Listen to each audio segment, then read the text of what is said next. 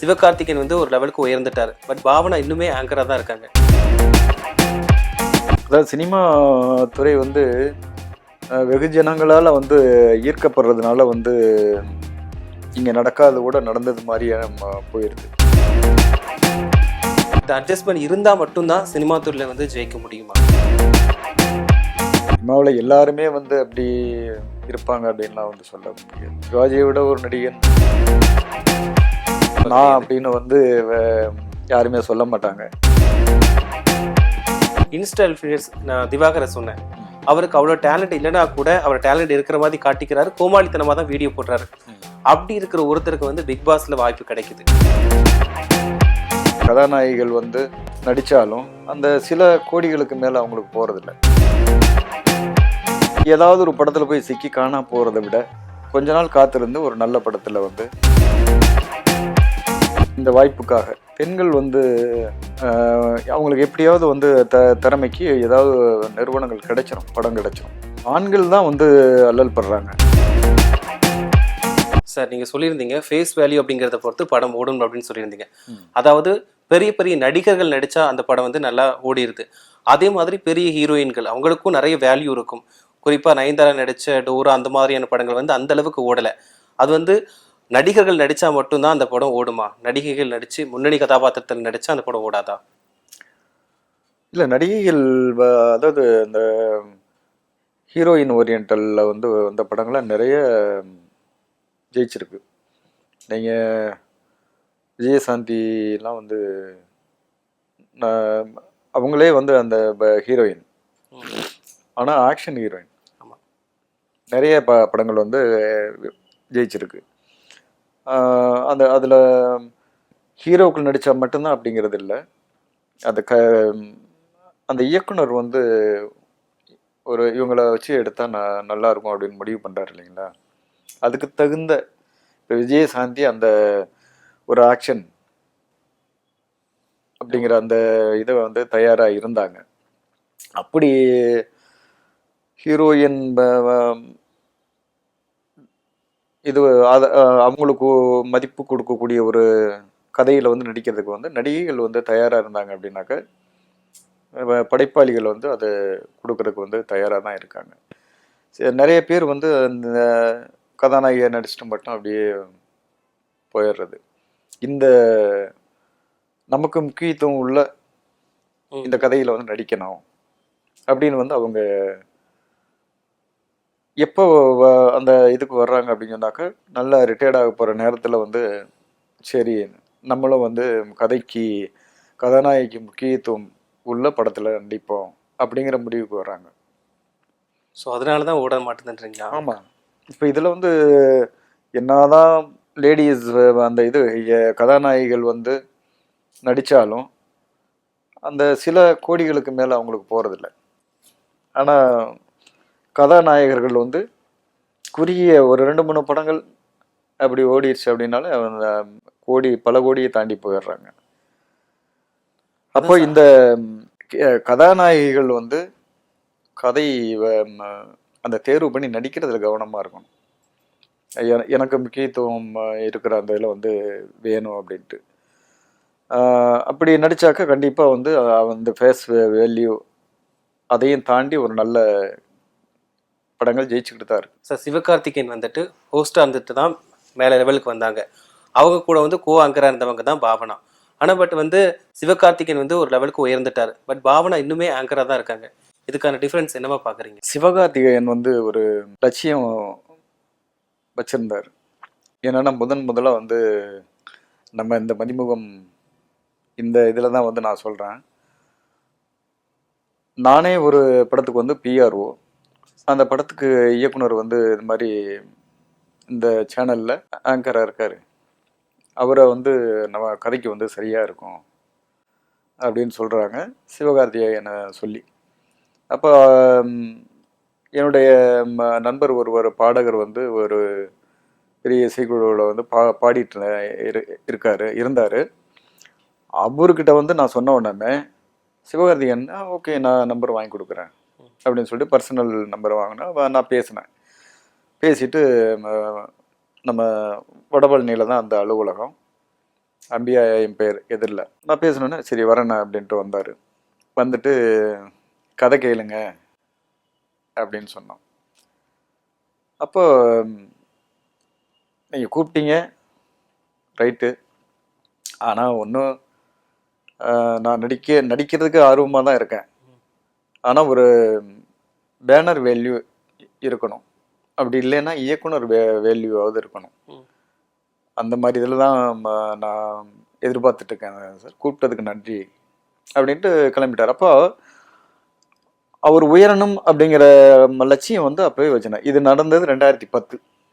சினிமாவுக்கு அது வரைக்கும் என்ட்ரி ஆகலை. முதல்ல வந்து இப்படி கூப்பிட்டு கதை கேளுங்கன்னு சொன்னால் இல்லை ஒன்று டைரக்டர் வேல்யூ அல்லது பேனர் வேல்யூ அது இருந்துச்சு அப்படின்னு சொன்னாக்க நான் வர்றேன் அப்படின்னா, அதே மாதிரியே வந்து பெரிய படங்களில் தான் என்ட்ரி ஆனார். அதனால் அவர் இந்த உயரத்துக்கு வந்துட்டார் அப்படிங்கிறது வந்து அவர் ஒரு அந்த ஒரு தொலைநோக்கு அவர்கிட்ட இருக்கு. Okay sir. அந்த வழியில் வந்தார், இன்னைக்கு உயர்ந்து நிற்கிறார். Okay sir. அதாவது அந்த டைமில் வந்து அவர் சினிமாவுக்குள்ளே வரவே இல்லை, பட் அப்படி இருந்தும் அவருக்கான ஒரு வாய்ப்பு கிடைக்குது. இப்போ அதை கூட அலட்சியம் பண்ணுறாரு இல்லையா? அப்படி சொல்ல முடியாது. அதாவது நாம் என்ட்ரி ஆகிறது சாதாரணமாக வந்து நீங்கள் புதுமுகம் அவங்கள பார்த்த உடனே சரி நீங்கள் நடிங்க அப்படின்னு சொல்லிடலாம். வா பரவாயில்ல, நம்ம ஒரு நல்ல பெரிய மனசு பண்ணி நமக்கு இந்த வாய்ப்பு கொடுக்குறாங்க, நம்ம விட்டுறக்கூடாது அப்படின்னு தோணும். இப்போ இவர் வந்து உலகம் பூரா அந்த தொலைக்காட்சியில் வந்து அந்த நிகழ்ச்சி தொகுப்பு அதில் இருக்கும் பொழுது வந்து உலகம் பூரா அவன் தெரிஞ்சிட்டார். ஆமாம், உலகம் பூரா தெரிஞ்சதுனால தான் வந்து இவர் நமக்கு வேணும் அப்படின்னு கேட்குறாங்க. அப்படிப்பட்ட அவர் வந்து அப்போ அவன் ஊடகத்தில் தான் இருக்கார். அப்போ என்ன அவருடைய வேல்யூ அவருக்கு தெரியும். அப்போ ஏதாவது ஒரு படத்தில் போய் சிக்கி காணா போகிறத விட கொஞ்ச நாள் காத்திருந்து ஒரு நல்ல படத்தில் வந்து நல்ல இயக்குனர் படத்தில் அறிமுகமாகலாம் அப்படின்னு நினச்சி அந்த இது வந்து இருந்தது. அப்படியே இன்னைக்கு வந்து ஜெயிச்சிட்டார்.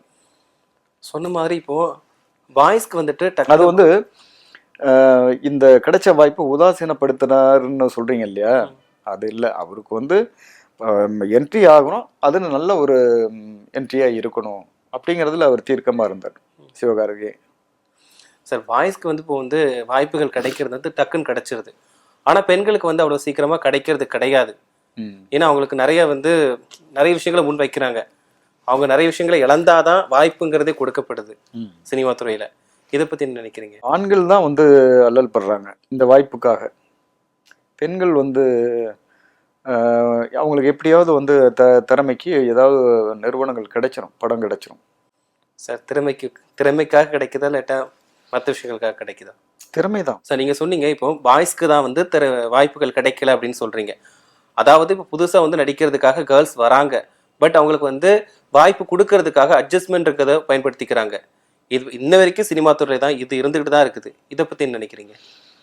அதாவது சினிமா துறை வந்து வெகுஜனங்களால் வந்து ஈர்க்கப்படுறதுனால வந்து இங்கே நடக்காது கூட நடந்தது மாதிரியே போயிடுது. அங்கொன்றும் இங்கொன்றும் ஏதாவது ஒரு இது வந்து இருக்கலாம். இந்த சினிமா துறையில் மட்டும்தான் அதில் இருக்குன்னு நினைக்கிறீங்களா? இல்லை சார், எல்லா துறையிலையுமே இருக்கு. ஆனால் எனக்கு சினிமா துறைங்கிறது எல்லாத்துக்கும் வெளிப்படையாக தெரிகிறது ஒன்று, அதனால வந்து எல்லாத்துக்கும் தெரியுது. ஆமாம், இது ஊடகங்கள் மற்றது எல்லாமே வந்து கவனிச்சு பார்க்கக்கூடிய ஒரு துறை. அப்படிங்கும் பொழுது அது கண்டிப்பா 1னா 2, 2னா 4 அப்படின்னா வந்து இருக்கும். நிறைய நடிகர்களே சொல்லியிருக்காங்க, நடிகைகளே சொல்லியிருக்காங்க, நான் வந்து ஒரு படத்துக்காக வாய்ப்பு தேடி போனேன், பட் வந்து அவங்க அட்ஜஸ்ட்மெண்ட் கேட்குறாங்க அப்படின்னு சொல்லிட்டு அவங்களா ஓப்பனாகவே சொல்லியிருக்காங்களே. அதுதான், அது அப்பவே சொல்லிட்டு எனக்கு அந்த மாதிரி வாய்ப்பு வேண்டாம் அப்படின்னு ஒதுங்கி இருந்தா பரவாயில்ல. எல்லாம் ஜெயிச்சதுக்கு அப்புறமா தானே வந்து எல்லாம் சம்பாரிச்சுட்டு அப்புறம் தானே அதை சொல்றாங்க. அது பிரச்சனை இல்லையா? இல்லை, அதுவே வந்து அவங்களுக்கு தான் அது வந்து இழப்பு. ஏன்னா அவங்களுடைய பேருக்கு தானே வந்து அது களங்கம். சார், இது அட்ஜஸ்ட்மெண்ட் இருந்தா மட்டும்தான் சினிமா துறையில வந்து ஜெயிக்க முடியுமா? அப்படிலாம் ஒண்ணுமே கிடையாது. அதுதான் யாரோ ஒருத்தர் வந்து என்ன இது பண்றதுக்கு எல்லா ஒட்டுமொத்த சினிமா கதாநாயகிகளுமே வந்து அந்த மாதிரி கதாநாயகர்கள் வந்து தவறான அப்படிலாம் ஒன்றும் இல்லை. நீங்க பிஆர்ஓவோ இருந்திருக்கீங்க. ம். இந்த மாதிரி ஒரு இருந்துகிட்டு தான் சூழ்நிலையை இருக்கேன். நீங்க சம்பாதிச்சிருக்கீங்களா? இல்ல. நான் வந்து அந்த மாரி ஒரு சூழ்நிலையில வந்து இல்ல. ஏன்னா நம்ம ஒர்க் பண்ண படங்கள், பட்ஜெட் படங்கள் 2வது அந்த மாரி எண்ணம் உள்ள இயக்குனர்கள நான் சந்திக்கல. உங்ககிட்ட வந்து எந்த டைரக்டரோ, எந்த ப்ரொடியூசர்ஸோ வந்துட்டு அந்த மாதிரி கேட்டது கிடையாது. சினிமா இல்ல சிலர் வந்து அந்த மாரி ம கேட்டிருக்காங்க. இல்ல சார் அப்படி எனக்கு அந்த பிஆர்ஓ வாய்ப்பு வேண்டாம். அப்படின்னு நெறைய சில படங்கள தட்டி கழிச்சிருக்கேன். ஏன் நம்ம என்கிட்ட அந்த மாரிலாம் வந்து ஹீரோயின்லாம் கிடையாது. அதுக்காகத்தான் எனக்கு அந்த பிஆர்ஓ வேலை குடுப்பீங்க அப்படின்னா, வேண்டாம் சார். நன்றின்ட்டு வந்துருவேன். இதனால நிறைய படங்களோட வாய்ப்புகள் இழந்திருக்கீங்களா? சில படங்கள். எல்லா இயக்குனர்களுமே அப்படி வந்து ம கேட்பாங்க அப்படின்னு சொல்ல முடியாது. சிலர். அப்புறம் அந்த மாரி வந்து குடுத்து தான் நம்ம அந்த பிஆர்ஓ அப்படிங்கிறத வந்து ஏன்னா நமக்கு வந்து சின்ன வயசுலேருந்தே வந்து அந்த மாரி ஒரு ஒழுக்கமான ஒரு வளர்ப்பால் வளர்ந்தாச்சு. அதனால நம்ம வாழ்றதுக்கு பணம் வேணும். ஆனா இப்படித்தான் அத நமக்கு வந்து வாய்ப்பு கிடைச்சு அப்படி அந்த இதை சம்பாதிக்கணும் அப்படின்னு நான் நினைக்கல. சார், சினிமா துறையில இந்த விஷயம் இருக்கிறத பத்தி நீங்க என்ன நினைக்கிறீங்க? அட்ஜஸ்ட்மெண்ட்ற விஷயத்தை பத்தி என்ன நினைக்கிறீங்க? இல்ல அது எல்லா துறையிலுமே வந்து இருக்கத்தானே செய்யுது. எந்த துறையில இல்லாம இருக்கு? ஆனா இதனால வந்து திறமையானவங்களுக்கும் வாய்ப்பு மறுக்கப்படுதுல சார். எவ்வளவு கனவுகளோட உள்ள வராங்க. பட் இந்த ஒரு விஷயத்தினால அவங்களுக்கு தேவையானது கிடைக்காம வந்து ஏமாற்றத்தோட திரும்பி போறாங்கல்ல. இந்த ஒரு விஷயத்தினால. அது 1, 2 ம அந்த மாரி ஒத்துக்காதவங்க இந்த ஃபீல்டே வேண்டாம் அப்படின்ட்டு போயிருவாங்க. ஆனா இது நல்லா தெரிஞ்சு இது தெரிஞ்சவங்க தானே உள்ள வர்றாங்க. ஆமா. இந்த ஃபீல்டு அப்படின்னாக்கா இந்த மாதிரிலாம் வந்து இருக்கும் அப்படிங்கிறத வந்து மனசை தயார்படுத்தி தானே வர்றாங்க. ஏன்னா இப்போ பொதுமக்களை பொறுத்த வரைக்குமே சினிமா ஃபீல்டுனால இதுதான், இது இல்லாம கிடையாது அப்படின்ற மைண்ட் செட்டுக்கு வந்து வந்துட்டாங்க. ஏன்னா அந்த அளவுக்கு இப்போ சோசியல் மீடியா எதுவா இருக்கட்டும் எல்லாத்துலயும் வந்து இந்த மாதிரி சொல்லி காட்டிட்டாங்க. சினிமாவில் எல்லாருமே வந்து அப்படி இருப்பாங்க அப்படின்லாம் வந்து சொல்ல முடியாது. அப்படின்னா வந்து யா அத்தனை பேருமே வந்து கெட்டவங்களா? இல்ல. எல்லா துறையிலையும் வந்து எல்லாருமே உத்தமர்களும் இல்லை, எல்லாருமே அயோக்கியர்களும் இல்லை. எல்லாம் கலந்து இருக்கிறது தான். ஒரு ஊர்ல உள்ள அத்தனை பேருமே வந்து கெட்டவன் யாரோ ஒருத்தன் இருப்பான். அந்த மாதிரி தான். எப்போ வந்து நல்ல விஷயங்கள் ரீச் ஆகுறத விட கெட்ட விஷயம் தான் டக்குன்னு வந்து மக்களை ரீச் அடையும் செய்யும் சார். அதான் நீங்க வந்து ஒரு சமைக்கிறதுக்கு அடுப்பு பற்ற வைக்கிறதுக்கு வந்து ஒரு தீக்குச்சி தேடினீங்கன்னா கிடைக்காது. சிகரெட் பற்ற வைக்கிறதுக்கு வந்து கேட்டிங்கனாக்கா ஒரு நெருப்புல இருந்து இன்னொரு அதை வந்து பற்ற வச்சுக்கலாம். ஆமா. அதனால தீமைக்கு வந்து இது வந்து அதிகமாக வந்து வாய்ப்பும் இருக்குது. அந்த வதந்திக்கு வந்து காது கொடுத்து கேட்குற அந்த கவனத்தை ஈர்க்க வைக்கிறது அந்த வதந்தி. ஆமா சார். உண்மை வந்து போய் சேர்றதுக்கு ரொம்ப நேரம் ஆகும். வதந்தி அப்படிங்கிறது டக்குன்னு வந்து எல்லாரும் கவனிச்சு பார்ப்பாங்க. சார், சினிமாவுக்கு போட்டியா வந்துட்டு இப்போ இன்ஸ்டா, யூடியூப் இது எல்லாமே வந்துருச்சுன்னு சொல்லலாம்.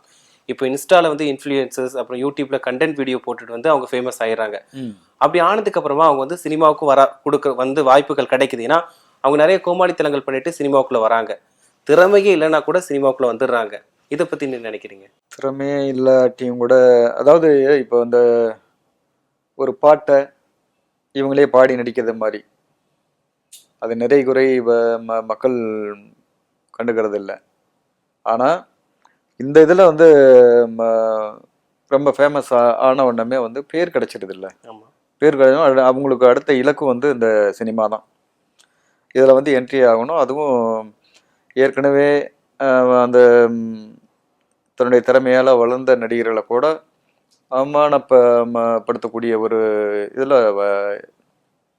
சிலர் வர்றாங்க. ஆமா சார். குறிப்பா வந்துட்டு வாட்டர்மெலன் ஸ்டார் திவாகர் அவரும் கோமாளித்தனமா தான் பண்ணி வீடியோ போட்டாரு, ட்ரெண்டிங்ல வந்துட்டாரு. ஆனா பட் அவர் மத்தவங்க வீடியோ எடுத்து தான் பண்ணி போடுறாரு. அவர் என்ன சொல்றாருன்னா, நான் சிவாஜி கணேசனை விட நான் தான் நல்லா நடிக்கிறேன் அப்படின்ற மாதிரி சொல்றாரு. நான் நிறைய படிச்சிருக்கேன், நான் வந்து நல்லா ட்ரெண்ட் ஆயிட்டேன், நான் வந்து நிறைய சம்பளத்துக்கு தான் நடிக்க போவேன் அப்படின்னு சொல்லிட்டு அவர் வந்து ஒரு மனக்கோட்டையை கட்டி வச்சிருக்காரு. மற்ற நடிகர்களை வந்து குறைச்சி பேசுறாரு. இதெல்லாம் எங்க சார் போய் முடியும்?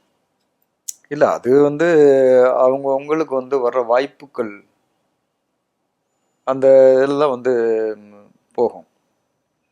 ஏன்னா சிவாஜியை விட ஒரு நடிகன் கண்டிப்பா நான் கிடையாது. அப்படின்னு வந்து யாருமே சொல்ல மாட்டாங்க. ஏன்னா எல்லா வேடங்களும் அவர் ஏற்காத இது எதுவும் இல்லை. அவர் இன்னொரு முதல்ல வந்து ம், நான் நல்லா நல்லா நடிப்பேன் அப்படின்னு சொல்லிட்டு போங்க. இன்னொருத்தர் வந்து அதை விட நல்லா நடிப்பேன் அப்படின்னு வந்து சொல்லிட்டு அப்படின்னா தம்பட்டம் அடிச்சுட்டு போறவங்கலாம் நம்ம இப்போ சினிமாவில் பார்த்துக்கிட்டு தானே இருக்கோம்.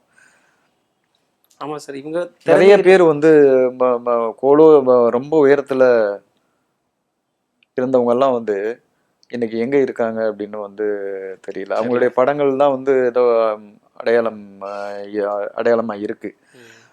அதனால இன்னைக்கு எதுலையுமே வந்து நிதானம் அப்படிங்கிறது இருந்துச்சு அப்படின்னாக்க நிலையா இருக்கலாம். அது நிதானம் குலைஞ்சு போச்சு அப்படின்னு சொன்னாக்க அதுக்கான பலன் அவங்க வந்து அடையத்தான் போறாங்க. ஆமா சார். இப்போ இன்ஸ்டா இன்ஃப்ளூயன்ஸ் நான் திவாகரை சொன்னேன். அவருக்கு அவ்வளோ டேலண்ட் இல்லைன்னா கூட அவர் டேலண்ட் இருக்கிற மாதிரி காட்டிக்கிறாரு. கோமாளித்தனமா தான் வீடியோ போடுறாரு. அப்படி இருக்கிற ஒருத்தருக்கு வந்து பிக் பாஸ்ல வாய்ப்பு கிடைக்குது. அதாவது கோமாளித்தனம் பண்ணாதான் இங்க வந்து சர்வே பண்ண முடியுமா சினிமாக்குள்ள? ஆமா, நீங்க ஏதோ ஒரு இதுல வந்து பிரபலமானா தானே வந்து ஈர்க்கப்படுறீங்க ஏதாவது ஒரு விஷயத்துல. அப்போ அந்த நிகழ்ச்சிக்கு அவரை வந்து வர வைக்கலாங்கிற அளவுக்கு அவர் வந்து தன்னை வந்து எல்லா பக்கமும் கொண்டு போய் சேர்த்துட்டார். அப்போ அவருக்கு வந்து ஒரு டிமாண்ட் வைக்கத்தான் செய்வார். நமக்கு கோமாளித்தனமா தெரியுது, அதுதான் அவருக்கு வந்து கொண்டு போய் எல்லாருக்கிட்டையும் சேர்த்துருக்கு. அப்போ அவருடைய முதலீடு அதான். அதாவது கோமாளித்தனமா பண்ணிட்டு தான் உள்ள போறாங்க சார். ஆனா இப்போ வந்து என்ன சொல்றாருன்னா அவர் வந்து ஒரு ஹீரோ மெட்டீரியலா காட்டிக்கிறாரு. என்னன்னா ஒரு குறிப்பிட்ட சொல்லணும்னா அந்த நடிகரை விட நான் தான் நல்லா நடிப்பேன், அந்த படத்துல எனக்கே வாய்ப்பு கிடைச்சிருக்கலாம் அப்படின்ற மாதிரி பேசிட்டு வராரு. இதெல்லாம் இதை பத்தி என்ன நினைக்கிறீங்க? இல்லை சார், அதாவது ஹீரோ அப்படிங்கிறதுக்கான தகுதி எல்லாம் வந்து காலங்கள் வந்து மாறிட்டு வருது. கிட்டத்தட்ட ஒரு 40 வயசானவங்கலாம் காலேஜுக்கு போயிட்டு இருந்த சூழ்நிலை அதெல்லாம் வந்து இருந்தது. அதுக்கப்புறம் ரியல் அந்த காலேஜ் ஸ்டூடெண்ட்டை வச்சு ஒருதலை ராகம் மாதிரி படங்கள்லாம் வந்து ஜெயிச்சுது. இப்போது சினிமா துறைக்கு வரணும் அப்படிங்கிறவங்க அந்த உடற்பயிற்சி, டான்ஸ், ஃபைட் இதெல்லாம் வந்து கற்றுக்கிட்டு வந்தவங்க, வாய்ப்பு தேடி வந்தவங்க இருக்காங்க. இப்போ இவங்க இந்த காலகட்டங்கள் என்ன அப்படின்னாக்க சமூக ஊடகங்கள் அதில் வந்து ஃபேமஸ் ஆனவனுமே வந்து இவங்க இந்த இயக்குநர்களுக்கும் அவங்க கவனத்துக்கு வந்துடுறாங்க. அப்போ அவங்கள கூப்பிட்டு நடிக்க வைப்போம். நான் சொன்னேன் இல்லையா, இப்போ ஒரு தொலைக்காட்சியில் சிவகார்த்திகேயன் இருக்கும் பொழுது வந்து அவரை வந்து அந்த பேசுறது அதெல்லாம் கேட்டுட்டு அவரும் நம்ம படத்தில் இருந்தால் நல்லா இருக்கும் அப்படின்னு வந்து டைரக்டர் விரும்புகிறாங்கல்ல. அந்த மாதிரி தான் இப்போ இந்த கேரக்டருக்கு வந்து இந்த கதையை நம்ம வந்து கொடுத்தோம்னா நல்லா இருக்கும் அப்படின்னு வந்து இயக்குநர்களே வந்து முடிவு பண்ணிடுறாங்கல்ல. அப்படி பண்ணும் பொழுது சிரமப்பட்டு வந்தவங்க நிதானமாக இருந்து இது போவாங்க. இந்த மாதிரி சமூக வலைதளம் மூலமாக வந்து வரவங்க அவங்களுக்கு வந்து என்ன வழி இருக்கும்? ஒரு வழியும் இருக்காது. வலியை தாங்கினால்தான் வந்து உங்களுக்கு வந்து, அதாவது ஒளியை தாங்கும் கல்லு தானே சிலையாகுது அப்படிங்கிற மாதிரி வலியை தாங்கினாதான் இங்கே வந்து அந்த அவங்க தாங்கினவங்களுக்கு தான் அந்த அனுபவம் இருக்கும். ரொம்ப சுலபமாக உள்ள வந்துட்டாங்க, அந்த வாய்ப்பு கிடைச்சிது அப்படின்னு சொன்னாக்க அவங்களுக்கு அந்த வேல்யூ தெரியாமல் போயிடும். அப்போ மற்றவங்களை உதாசீனப்படுத்துறது கூட வந்து நடக்குது. ஆமாம் சார். ஆனால் அது நிலைக்காது. ஓகே சார், இவ்வளோ நேரம் சினிமா சம்மந்தமாக நிறைய விஷயங்களை எங்கள் கூட பகிர்ந்துக்கிட்டீங்க. ரொம்ப நன்றி சார். நன்றி.